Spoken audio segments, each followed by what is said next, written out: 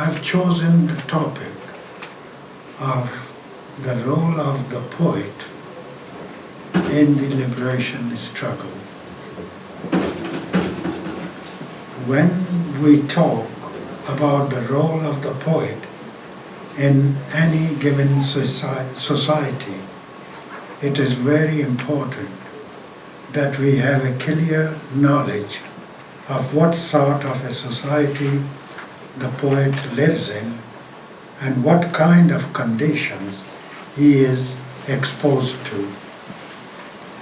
It's also equally important to know about the social, political, and cultural conditions and their impact on the masses of the people, as well as the poet himself. Like the people in society, the poet is also influenced by these conditions. He is probably more deeply influenced because of his exceptional sensitive nature as a poet. As a consequence, he is more socially conscious than most people in a society. Small wonder, many poets get actively involved to change the conditions, in, I'm sorry, this is a sloppy sentence. The Baloch poets throughout the ages have assumed a vanguard role in society. Since the Baloch have always been fighting against one enemy or the other, the poets invariably sided with the people. Be it a tribal or intertribal feud or the national struggle, the Baloch poets have always played a leading role, alongside the tribal as well as national leaders. Because of this reason, they have been, and to this very day, are well respected and held in high esteem by the common people who regard them as their true spokesmen. Even when tribal interests were deemed supreme, we find poets were the only intellectuals and critics in the Baloch society, long before its exposure to modern education and modern political ideas. To understand the role of the poet in Baloch society, it is essential that we have a clear knowledge of our history.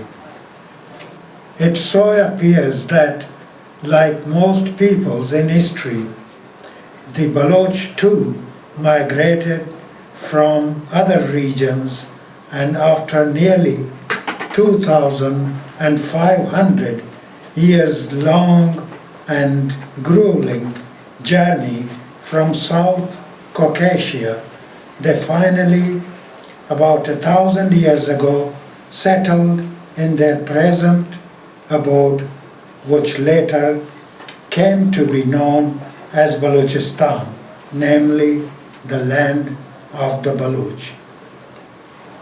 Balochistan is a vast country with contrasting geographical and climatic features. Because of scarcity of rain, the land is mostly barren. Hence, the conditions are extremely harsh. As a result, people are used to all kinds of hardships. These extreme conditions throughout the centuries have played a major role in shaping the physical as well as psychological constitution of the Baloch people. Hence their resoluteness and resilience to cope with all manners of hardship and adversities. They didn't just rely on rainwater, which was rare and scanty. They dug deep into the ground to create intricate and elaborate canal systems in order to have access to water resources to irrigate the land. By the 16th and 17th centuries, prototypes of tribal states emerged in various parts of Balochistan. These proto-states were headed by the Rind tribe in Sibi, the Mirwaris in Kalat, Dodais in the Derajat, and Buledis in Makran. Finally, in the 18th century, these proto-states were replaced by the state of Kalat as a result of the ascendancy of the Ahmadzai tribe. It came to be known as Kalat because of its capital city, in the same manner as Morocco, Egypt, and Syria were known in Arabic as Marrakesh, Misr, that is Cairo, and Sham, e.g. Damascus, all named after their capital cities. In 1843, the British colonial army attacked Kalat. After a long and bloody battle in which the Baloch ruler Merab Khan was martyred, the British occupied Kalat.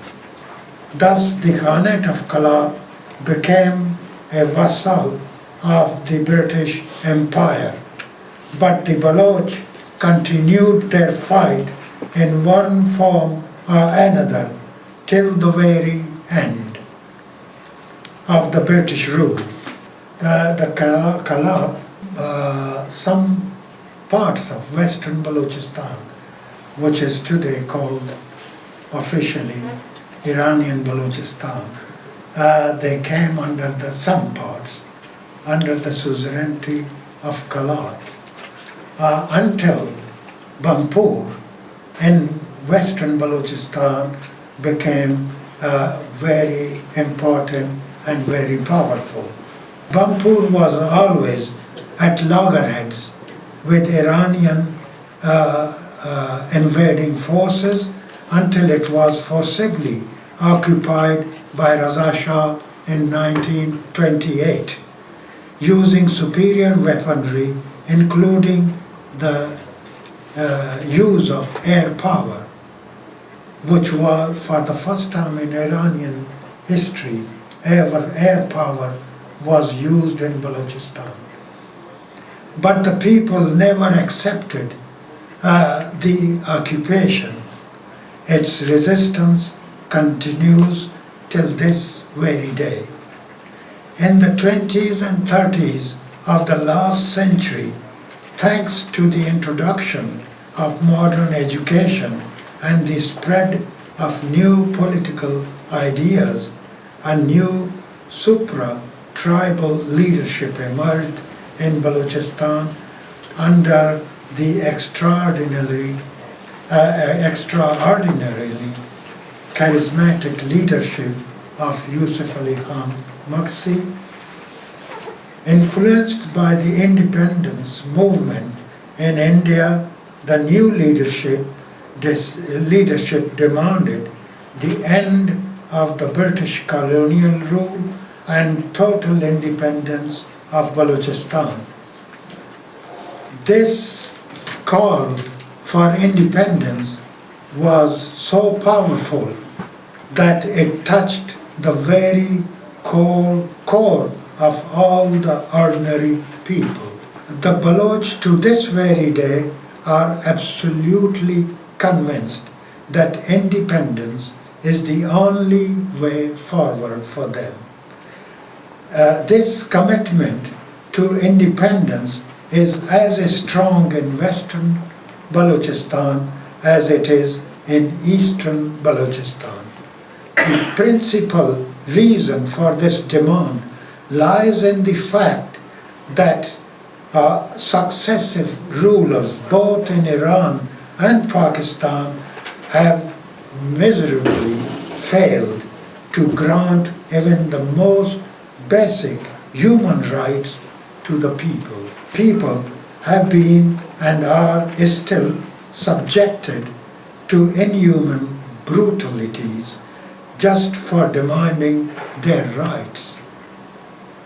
The chauvinistic stance adopted by the political forces in these countries has not helped either. Apart from some feeble, I should say very feeble, individual voices, most political parties, whether in opposition or in power, wholeheartedly support the ruling establishment in both these countries. During the decades-long struggle of Baloch people, the Baloch people have lost thousands of innocent men, women and children at the hands of Pakistani and Iranian authorities. Immediately after the occupation, the entire leadership, especially in Pakistan, was put behind bars. Well, I'm talking about Pakistan actually, Pakistani Balochistan or Eastern Balochistan. So immediately after the occupation of the entire leadership was put behind bars. But the people continued the resistance. However, after a few years, the leadership decided, albeit grudgingly, to accept the new reality. They started taking part in the political process, forming alliances with the mainstream democratic forces, especially in Pakistan. The leaders sincerely, I hope, sincerely believed that by doing so, they would be able to achieve their democratic goals through political means in order to change the lot of their people. But not very long afterwards, they became completely disillusioned because they were never tolerated by the Pakistani establishment, especially for their democratic beliefs. From the very